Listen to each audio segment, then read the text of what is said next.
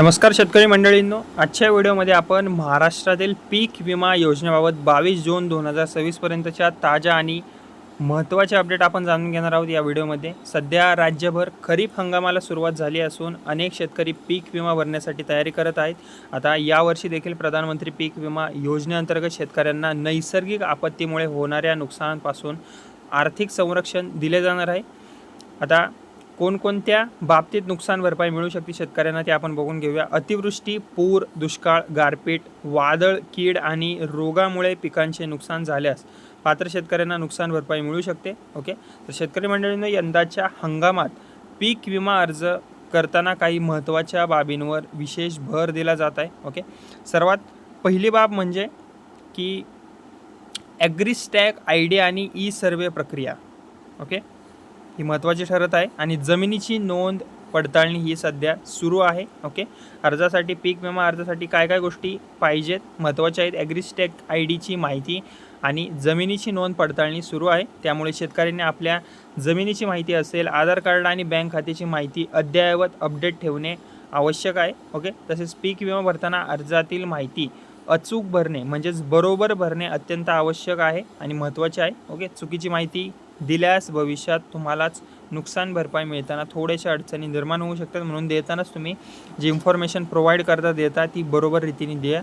Okay, सध्या राज्य सरकार किंवा विमा कंपन्यांकडून नवीन नुकसान भरपाई जाहीर करण्यात आलेली नाही आहे. ओके, मात्र खरीप 2026 हंगामासाठी नोंदणी प्रक्रिया जी आहे ती आता वेगाने सुरू आहे. ज्या शेतकऱ्यांनी अद्याप पीक विमा भरलेला नाही त्यांनी शेवटच्या तारखेची वाट न पाहता लवकरात लवकर त्यांनी अर्ज पूर्ण करून घ्यावा.